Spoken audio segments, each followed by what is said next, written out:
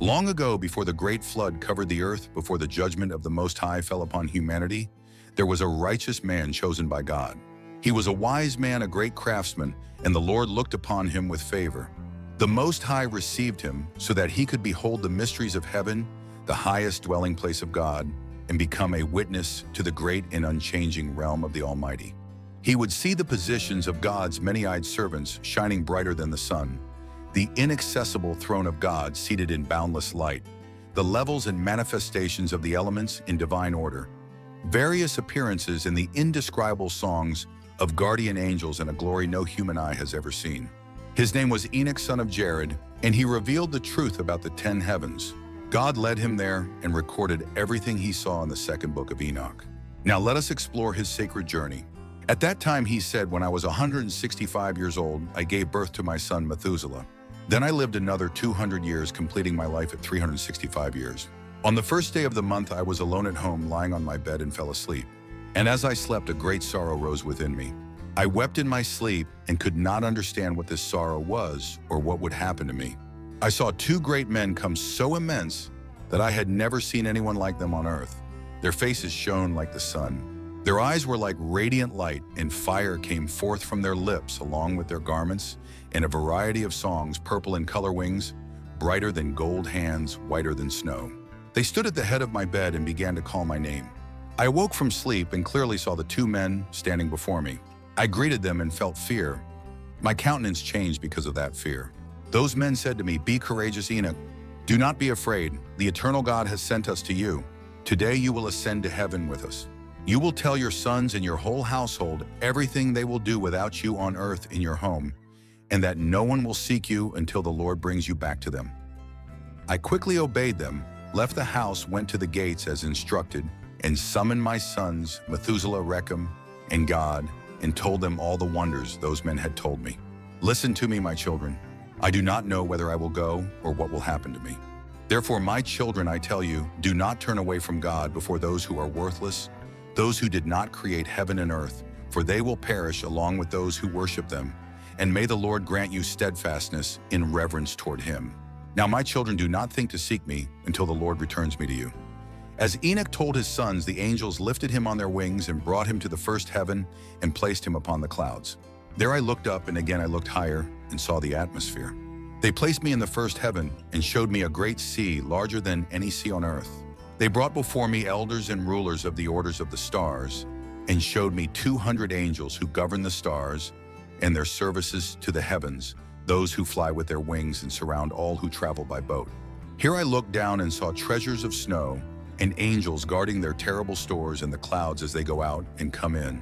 Then they showed me treasures of oil like olive oil, and its form resembled all the flowers on earth. Moreover, many angels guarded these treasures and how they were made to open and close. Then those men took me and led me up to the second heaven and showed me darkness, greater than earthly darkness. There I saw prisoners hanging, watching, and waiting for the great and boundless judgment. These angels were dark, more terrible than earthly darkness, and they wept without ceasing for hours. I said to the men with me, "Why are these people continuously tormented?" They answered me, "The apostates of the Lord do not obey the Lord's command, but instead take counsel on their own and turn away from their prince, who is also bound in the fifth heaven." I felt great pity for them, and they greeted me and said, "Man of God, please pray for us to the Lord." I replied to them, "Who am I, a mere mortal, that I should pray for angels? Who knows where I will go, or what will happen to me, or who will pray for me?" Those men took me from there, led me up to the third heaven, and placed me there. I looked down and saw the works of those places, never before known to be good. I saw all the trees bearing sweet blossoms, and I saw their fruit, which had a sweet fragrance, and all kinds of food produced by them, bubbling with fragrant honor. And among the trees was the tree of life, where the Lord dwells when he ascends to heaven.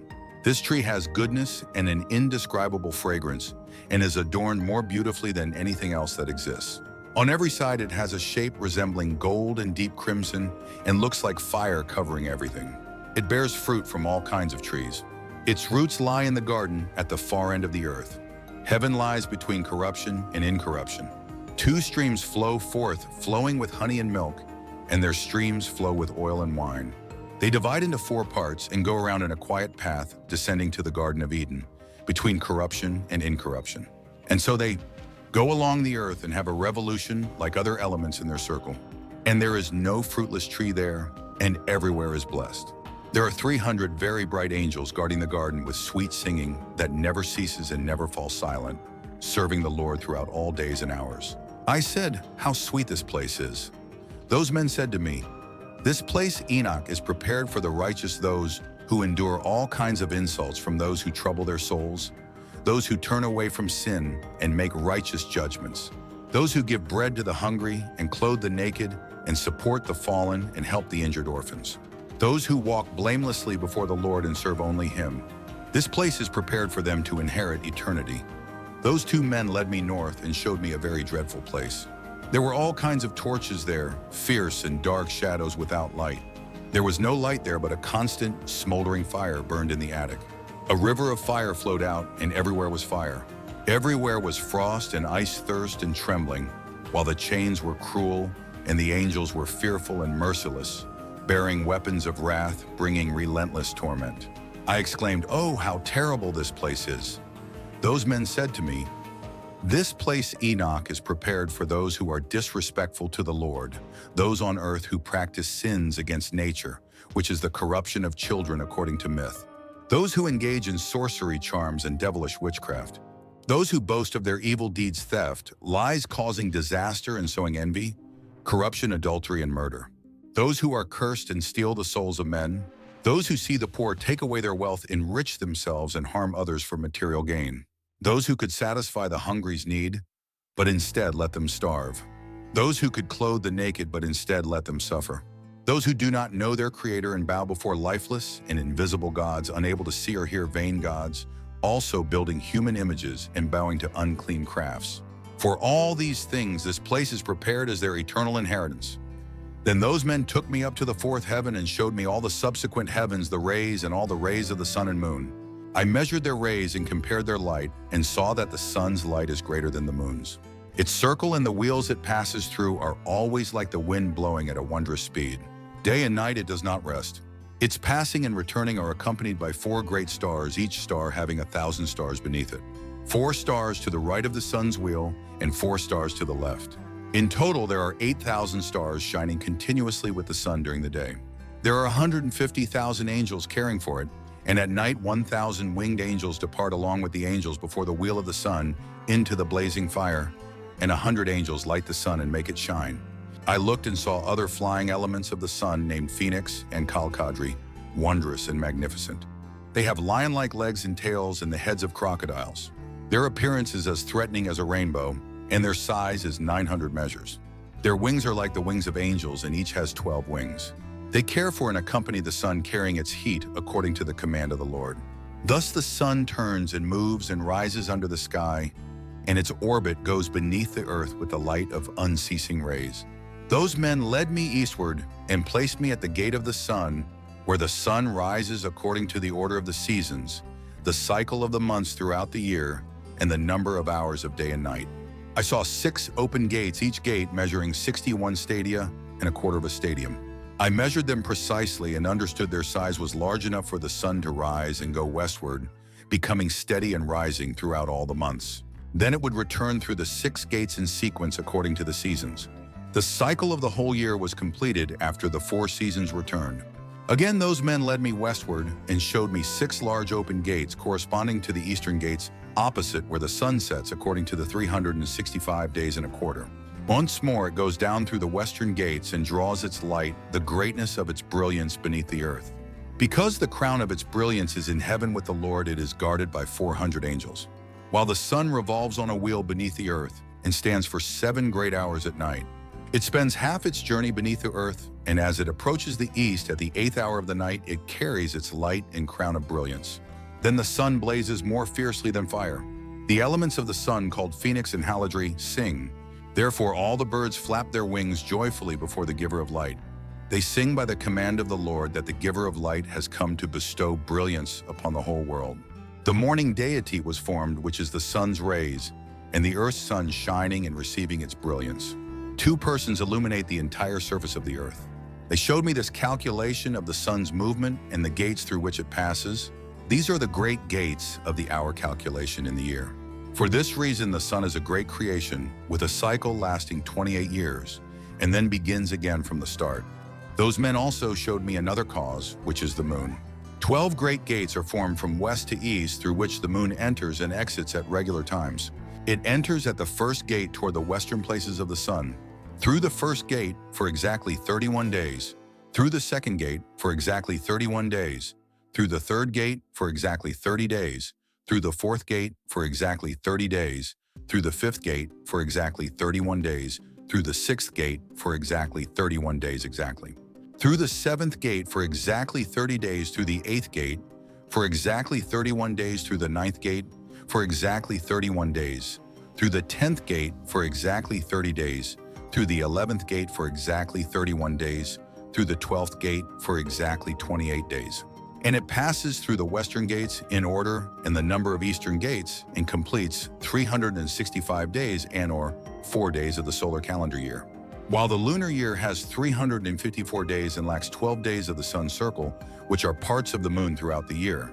Therefore, the Great Circle contains 532 years. A quarter of a day is omitted in 3 years. The quarter day is completed exactly so they are removed from heaven for 3 years and not added to the number of days because they change the timing of the years into 2 new months to complete and 2 other months to gradually diminish. And when the western gates are completed, it returns and goes to the eastern gates to the lamps. And so day and night revolve around the circles in the sky, lower than all the circles, faster than the wind in the sky, the spirits, the elements, and the angels flying. Each angel has 6 wings and makes 7 journeys in 19 years. In heaven, I saw soldiers armed serving the Lord with timpani and organs and an unceasing voice, a sweet voice, and many different songs that cannot be described and astonish every mind. It was wonderful and marvelous to hear the song of those angels, and I was very delighted to listen. Then the men took me up to the 5th heaven and placed me there. And I saw many countless soldiers called Grigori, having human form, and their size was greater than that of giants. Their faces were withered, and the silence of their mouths was eternal, and there was no service in the 5th heaven. I said to the men with me, "Why are these ones so withered? Why are their faces sorrowful and their mouths silent? And why is there no service in this heaven?" And they said to me, "These are the Grigori along with their prince Satanel, who have rejected the Lord of light. After them, those who are imprisoned in darkness will be in the 2nd heaven.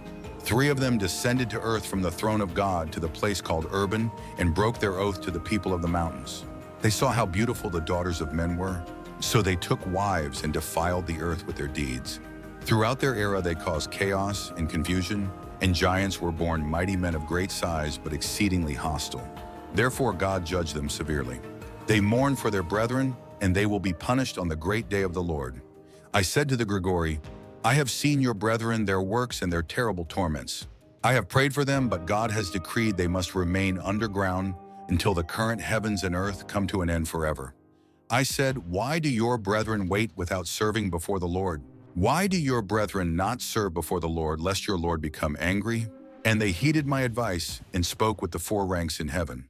And behold, as I stood with those 2 men, 4 trumpets sounded a loud voice.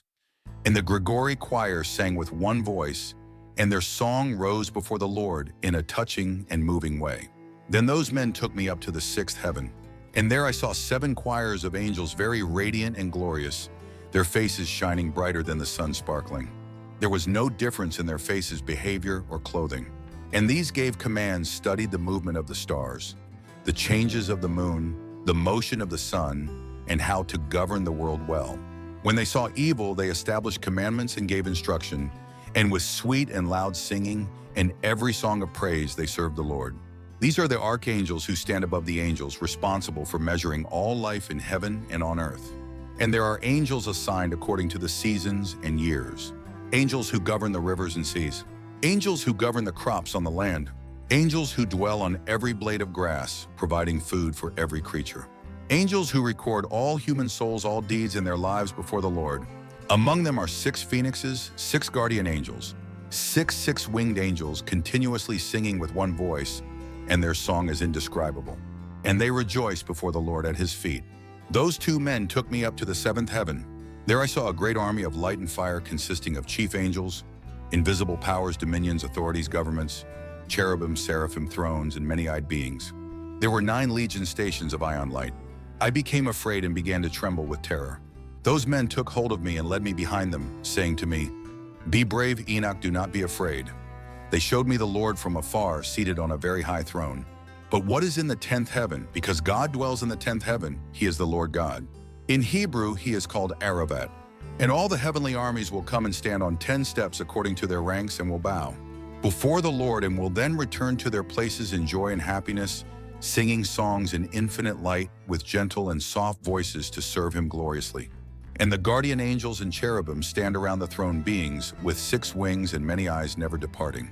They stood before the Lord, carrying out his will and covering his entire throne, singing softly before the Lord. Holy, holy, holy is the Lord, the ruler of the Sabbath day. The heavens and the earth are filled with the glory of the Lord. When I saw all these things, those men said to me, "Enoch, we have been commanded to come with you here." And those men left, and then I no longer saw them, and I remained alone at the edge of the 7th heaven. Then I was afraid, bowed my face to the ground, and said to myself, "Woe to me! What has happened to me?" And the Lord sent one of his glorious angels, the archangel Gabriel. He said to me, "Be courageous, Enoch. Do not be afraid. Rise up before the Lord into the eternal realm. Rise, come with me." I answered him and said to myself, "Lord, my soul has left me from fear and trembling." I called upon those who led me to this place. I trusted them, and with them I came before the Lord. Gabriel carried me like a leaf swept by the wind and placed me before the Lord. I saw the 8th heaven, called in Hebrew Mozoloth, the changer of drought and wet seasons, and of the 12 constellations in the circle of the sky situated above the 7th heaven. I saw the 9th heaven, called in Hebrew Kukavim, where the heavenly houses of the 12 constellations in the circle of the sky are located. Finally, I was brought to the 10th heaven, the highest of all, called Aravoth. I saw the appearance of the face of the Lord like iron made to glow in fire, emitting sparks that blazed and burned.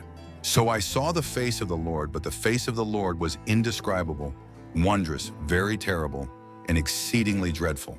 Who am I to speak of the unspeakable essence of the Lord and his most magnificent face? I cannot recount the number of his many guides and the various voices of his. The throne of the Lord is vast and not made by hands. I also cannot tell the number of those standing around him. The armies of cherubim and seraphim have unceasing voices and the unchanging beauty of his glory.